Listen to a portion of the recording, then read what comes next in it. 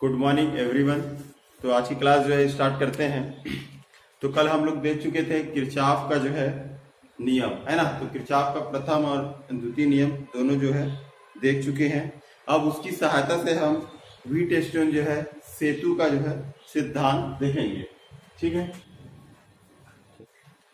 तो यहाँ पर जो है चार प्रतिरोध है। इस चार प्रतिरोध को चतुर्भुज की चार भुजाओं के साथ संलग्न किया गया है और उसके एक विकर्ण को जो है धारामापी G के साथ, ठीक है, और कुंजी जो है आपका K2 के साथ जो है जोड़ दिया गया है। और दूसरे जो धारामापी है, दूसरी जो विकर्ण है उसको जो है आप एक सेल के साथ जो है जोड़ दिया गया है, सेल और एक कुंजी जो है K1 के साथ। क्लियर है। यहाँ पे जब इसको जो है सेल से जोड़ते हैं तो इसमें जो है धारा जो है प्रवाहित होती है, धारा जो है I जो है प्रवाहित होती है। क्लियर है। अब जब धारा I प्रवाहित होती है, ये धारा यहाँ पे आने के बाद, इस पॉइंट पे आने के बाद जो है दो भागों में बढ़ जाती है। ठीक, एक तो धारा इधर और एक धारा जो है इधर। क्लियर है यहाँ तक। अब हम देखें तो ये धारा जो इधर जा रही है वो यहाँ पर इस पॉइंट पे आने के बाद फिर जो है दो भागों में बटेगी, एक तो इधर और एक जो है इधर। क्लियर है यहाँ तक। ये इधर से आएगी और ये इधर जा रही है ना। तो ये धारा जो है मिलकर जो है इधर जाएंगे।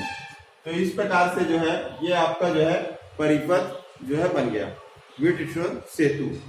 ठीक। अब इसमें हम जो किरचॉफ का जो प्रथम नियम है ना, और द्वितीय नियम है, दोनों का प्रयोग करेंगे इसमें। ठीक है। दोनों का प्रयोग करके हम जो है इस व्हीटस्टोन जो है सेतु के बारे में हम जानेंगे। अगर वो दोनों नियम आपको नहीं पता है तो ये व्हीटस्टोन सेतु आपसे नहीं बनेगा। ठीक है। तो चलिए हम देखते हैं। तो व्हीटस्टोन जो है सेतु में हम क्या किए, पहले तो आपको थोड़ा सा लिखना है कि इसमें जो है चार प्रतिरोध होते हैं और चार प्रतिरोधों को जो है चतुर्भुज की चार संलग्न भुजाओं के द्वारा व्यवस्थित किया जाता है। ठीक। उसके एक विकर्ण को धारामापी G के साथ जोड़ देते हैं और दूसरे विकर्ण को सेल के साथ जो है जोड़ दिया जाता है। जब धारामापी में विक्षेप जो है शून्य होता है, जब धारामापी G में विक्षेप शून्य होता है उस समय सेतु जो है वो संतुलन की अवस्था में होता है। क्लियर है यहाँ तक। अब जब सेतु संतुलन की अवस्था में होता है तो उस समय जो है दो संलग्न प्रतिरोधों का अनुपात, दो संलग्न प्रतिरोध मान लेते हैं P, Q, R और S। तो दो संलग्न प्रतिरोधों का अनुपात अन्य दो संलग्न प्रतिरोधों के अनुपात के बराबर होता है। ठीक है। ये आपका जो है व्हीटस्टोन सेतु का सिद्धांत है। मतलब दो आपका जो है संलग्न प्रतिरोधों का अनुपात जो है अन्य दो संलग्न प्रतिरोधों के अनुपात के बराबर होता है। क्लियर है यहाँ तक। यहाँ तक किसी को दिक्कत? ठीक है। तो यहाँ पर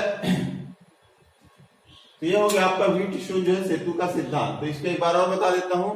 चार प्रतिरोधों को चतुर्भुज की चार संलग्न भुजाओं के द्वारा व्यवस्थित किया जाता है और उसके एक विकर्ण को धारामापी G के साथ और दूसरे विकर्ण को जो है सेल के साथ जोड़ दिया जाता है।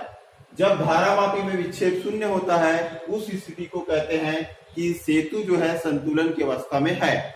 और सेतु के संतुलन की अवस्था में दो संलग्न प्रतिरोधों का अनुपात अन्य दो संलग्न प्रतिरोधों के अनुपात के बराबर होता है। क्लियर है। तो ये आपका जो है व्हीटस्टोन सेतु का सिद्धांत है। PQ बराबर क्या होता है, RS के बराबर होता है। ठीक। तो इसको जो मैं जो बताया हूं उसको आपको शब्दों में जो है पहले लिखना है ना आपको। ठीक। अब इसमें जो है PQRS ये चार प्रतिरोध है। PQRS जो है चार प्रतिरोध है जिसे चतुर्भुज ABCD की संलग्न भुजाओं के द्वारा व्यवस्थित किया गया है। ऐसा आपको जो है लिखना है। ठीक है। अब इसमें जो धारा जो बह रही है आपका यहाँ पर धारा जो है I1 बह रही है, ठीक। यहाँ धारा जो है I2 और यहाँ पे धारा जो है I3 और यहाँ धारा जो है I4, ठीक। ये आप जो है लिखेंगे। तो इसमें जो है धारा I1 बह रही है और इसमें धारा I2 और इसमें धारा जो है I3 और इसमें धारा जो है I4 जो है बह रही है। क्लियर है यहाँ तक? अब ये IG, इसमें धारा मापी G लगा है, इसलिए इसमें धारा जो बह रही है वो आपका IG जो है धारा बह रही है। क्लियर यहाँ तक? अब हम आगे देखते हैं। ये तो इसका जो है सिद्धांत हो गया वीटस्टोन सेतु का। अब इसको जो है सॉल्व करते हैं, है ना। मतलब जो मैं लिखा हूं, जो मैं बोला हूं वो सब जो आपको जो है बोलना है, मतलब लिखना है। और उसके बाद जो है ये वीटस्टोन सेतु का जो है सिद्धांत P/Q बराबर R/S को जो है लिखना है, ठीक है। अब इसको हम जो है प्रूव करेंगे, ठीक है। इसको क्या करेंगे, अब प्रूव करेंगे। तो ये आपका जो है वीटस्टोन सेतु का सिद्धांत है, PQ बराबर क्या होता है RS। इसको हमको प्रूव करना है, ठीक है। तो प्रूव करेंगे तो क्या करेंगे, पहले हम कुंजी K1 को जो है दबाते हैं। तो इसको जब दबाते हैं जैसे ही, तो इसमें धारा जो है प्रवाहित होती है IG। यहाँ इसको भी K2 को भी जो है दबा देते हैं, ठीक है। तो इस सेतु में जो है धारा जो है प्रवाहित होने लगती है। अब धारा जो प्रवाहित होती है तो यहाँ पर जो है आपका AB में जो है I1 धारा, ठीक है।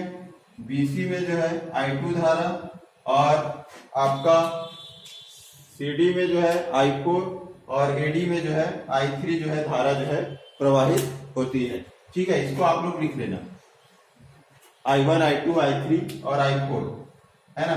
I1, I2, I3 और I4 धारा जो है इसमें प्रवाहित होती है। बस ध्यान ये रखना, I1 यहाँ पे, I2, I3 इधर लिखना है और I4 जो है इस साइड लिखना है, ठीक। अब हम देखते हैं बिंदु B पर, यहाँ पे संधि यहाँ पर है। तो बिंदु B पर किरचॉफ का प्रथम नियम लगाएंगे। किरचॉफ का प्रथम नियम, बिंदु B पर जो है किरचॉफ का प्रथम नियम लगाएंगे। अब किरचॉफ का प्रथम नियम क्या है, याद करो, किसी परिपथ के किसी संधि पर मिलने वाली समस्त धाराओं का बीजगणितीय योग शून्य होता है। ये किरचॉफ का प्रथम नियम है ना। इस प्रथम नियम में मैं आपको बताया था, मान लो संधि है और इस संधि की ओर आने वाली और संधि से जो है दूर जाने वाली धाराओं का जो है बीजगणितीय योग शून्य होता है। मान लो ये I1 है, ये I2 है, ये I3 है और ये I4 है। तो इसका मतलब है I1 प्लस I2 ये संधि की ओर आ रही है और ये संधि दूर जा रही है, मतलब माइनस I3 माइनस I4 बराबर क्या हो जाएगा, शून्य हो जाएगा, ठीक है। ये मैं बताया था किरचॉफ के प्रथम नियम में, ठीक। क्लियर है? यहाँ पे किसी डाउट तो नहीं है ना, ये समझ में आ रहा है ना। जो आ रही है उसको प्लस लेंगे, जो जा रही है यहां से निकल रही है उसको हम माइनस लेंगे, ठीक है। और बराबर इधर क्या होगा, 0 होगा। क्लियर? और इसी के आधार पर यहां पर देखो, यहां पर बिंदु B पर देखो, ये है बिंदु B।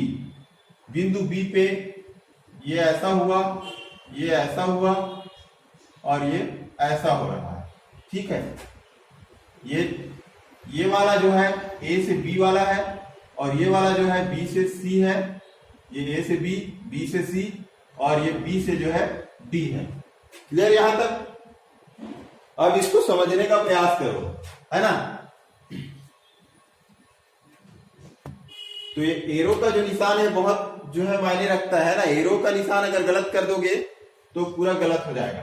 अब देखो यहां पर B पर संधि है, तो ये धारा जो है संधि की ओर जा रही है, तो संधि की ओर जा रही है मतलब धनात्मक होगा।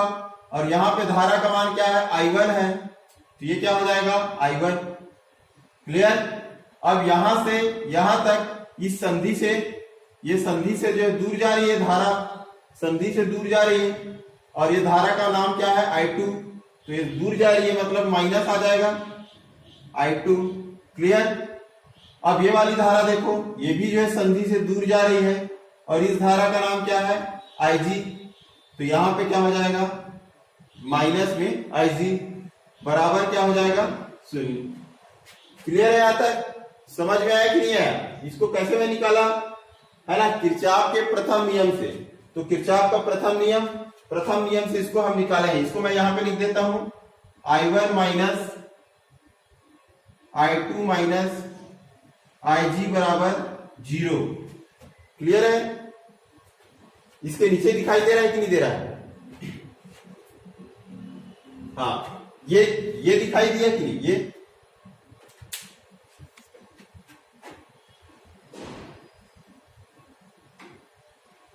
चलिए ठीक है। तो ये हो गया I1 माइनस I2 माइनस क्या हो जाएगा, IG बराबर 0। यहां तक क्लियर है? अब देखें तो सेतु जब संतुलन की अवस्था में है, कब मानते हैं संतुलन की अवस्था में, जब इसमें विक्षेप ना हो, धारामापी में विक्षेप ना हो। अब धारामापी विक्षेप कब नहीं होगा, जब इसमें धारा नहीं बहेगी। ठीक है, तो यहां पे मान लें IG बराबर संतुलन की अवस्था में, संतुलन की अवस्था में IG बराबर क्या हो जाएगा, 0 हो जाएगा। तो इसमें मान रख दो, IG का मान रखेंगे 0 हो जाएगा। ये हो जाएगा क्या, I1 माइनस I2 बराबर क्या होगा, 0। तो I1 बराबर क्या हो जाएगा, I2। क्लियर? ये हो गया पहला समीकरण। इसी प्रकार जो है ये तो बिंदु B पर हुआ। अब बिंदु D पर देखते हैं। बिंदु जो है D पर जो है किरचॉफ का प्रथम नियम से तो बिंदु D पर यहां पर देखो, इधर से धारा आ रही है, मतलब ये धारा का नाम क्या है, I3।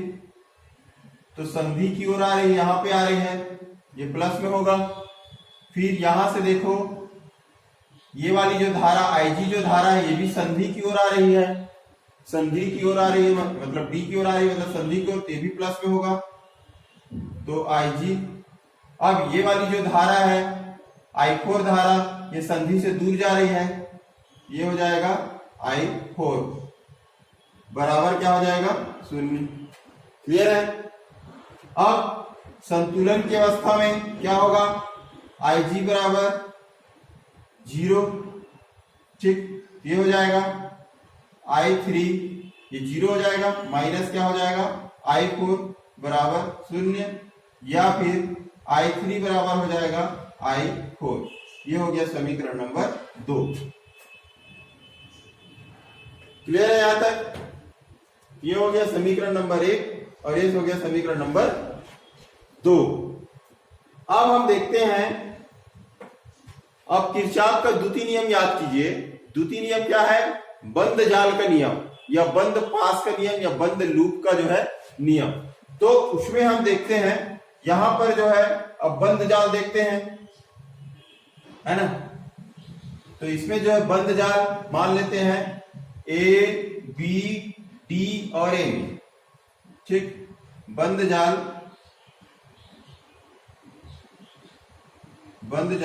A, B, D और A में।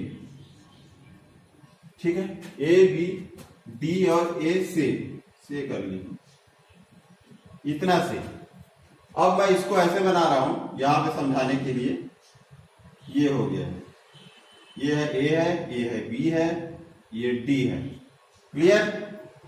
ये इधर से बह रही है I1 और ये है आपका IG।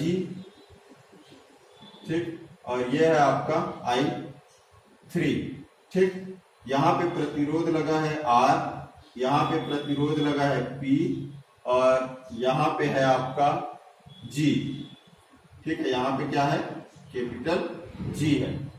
धारामापी तो अब इसमें हम देखते हैं, और इसका जो है ये एरो का निशान है ना। अब हम इसमें देखें तो अगर इधर से हम चले, ए से जो है बी चले, ए से बी, तो जो धारा की दिशा है उसी दिशा में हम चल रहे हैं, मतलब धनात्मक होगा। तो I1 और ये क्या है, प्रतिरोध कितना है P, तो I1P।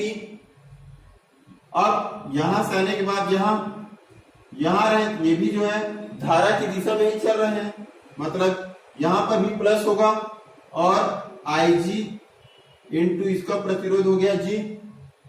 अब इसके बाद यहां से आने के बाद इधर जा रहे हैं और धारा की दिशा ऐसी है, तो विपरीत दिशा में जा रहे हैं, धारा के विपरीत जा रहे हैं, तो क्या होगा, माइनस होगा। तो माइनस क्या हो जाएगा, I3 डॉट R होगा, बराबर क्या हो जाएगा, 0। अब यहां पे कोई जो है सेल नहीं लगा है ना, मतलब यहां इसमें जो है आपका नहीं लगा है, इसलिए क्या होगा, यहां पर 0 होगा। ठीक, अगर कोई सेल लगा होता है ना इस क्लोज परिपथ में, तो उसको हम जो है यहाँ पे लिख देते। तो यहाँ पे इसमें जो है कहीं पे सेल नहीं लगा, इसलिए क्या रखेंगे, यहाँ पर 0 लिखेंगे। क्लियर है। अब ये हो गया 0।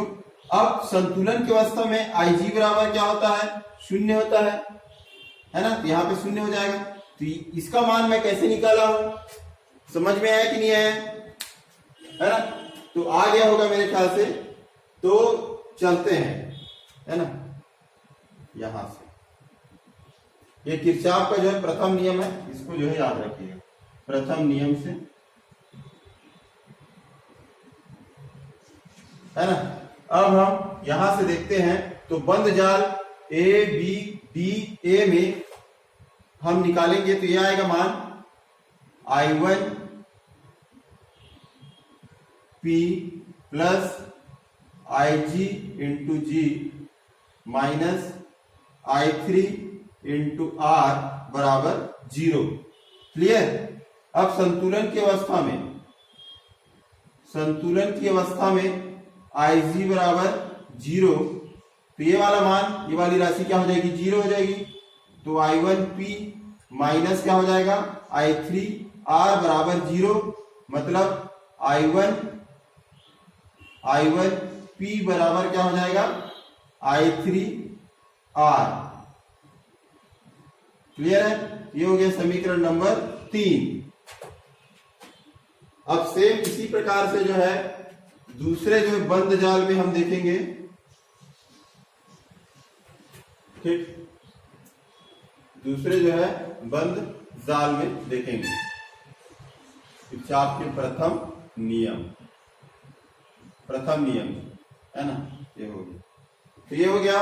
अब दूसरा देखते हैं हम, बंद जाल जो है आपका BCDB में, है ना, BCDB से BCD और B से। अब इसमें देखो, ये जो है आपका इधर से हम चल रहे हैं, मान लो इधर से, तो ये क्या हो रहा है, धारा की दिशा में हम चल रहे हैं। तो धारा की दिशा में चल रहे हैं, मतलब I2 का मान क्या होगा, धनात्मक होगा, और इसका प्रतिरोध कितना है, Q, ये हो गया Q। अब इसके बाद यहां से आने के बाद अब इधर चलेंगे, इधर जाएंगे, तो ये धारा की विपरीत दिशा में जा रहे हैं, तो माइनस होगा। धारा कौन सी बह रही है, I4 धारा बह रही है, और प्रतिरोध कौन सा है, S है, तो यहां पे हो जाएगा S। ठीक। अब इसके बाद यहां चलेंगे, इधर, ये भी धारा की विपरीत दिशा है, तो धारा की विपरीत दिशा है मतलब माइनस धारा कौन सी है, IG, और प्रतिरोध कौन सा है, G बराबर 0। क्लियर यहां तक। अब हम संतुलन की अवस्था में जानते हैं IG बराबर होता है 0। मान रख दिए, तो ये वाली पूरी राशि क्या हो जाएगी, 0 हो जाएगी। तो ये हो जाएगा I2Q माइनस I4S बराबर 0 हो जाएगा। ठीक, ये अब इसको हम लिख सकते हैं I2 बराबर I2Q बराबर हो जाएगा I4S। ये हो गया समीकरण नंबर 4। क्लियर है। यहां तक। अब समीकरण नंबर 3 और समीकरण नंबर 4 को भाग दे देंगे। समीकरण नंबर 3 भागित क्या करेंगे, 4 कर देंगे। तो समीकरण 3 ये है, तो समीकरण 3 का लेफ्ट हैंड साइड ये है I1 P बटे समीकरण 4 का लेफ्ट साइड ये है I2 Q बराबर इसका राइट I3 R बटे समीकरण 4 का राइट I4 S। क्लियर है यहां तक? तो I1 P बटे I2 Q बराबर I3 R बटे I4 S, ये हो गया समीकरण नंबर 5। अब हम देखें तो समीकरण 1 में क्या दिया है, I1 बराबर I2 है, और समीकरण 2 में क्या है, I3 बराबर I4 है। मतलब इसके आधार पर क्या है, ये दोनों बराबर हैं, और इसके आधार पर ये दोनों बराबर है। तो I1 और I2 दोनों बराबर है तो आपस में कट जाएगा। इसी प्रकार I3 और I4 बराबर है समीकरण 2 से, ये भी कट जाएगा।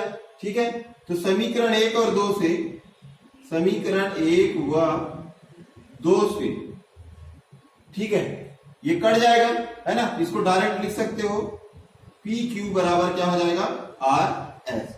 और यही हमको क्या करना था, सिद्ध करना था।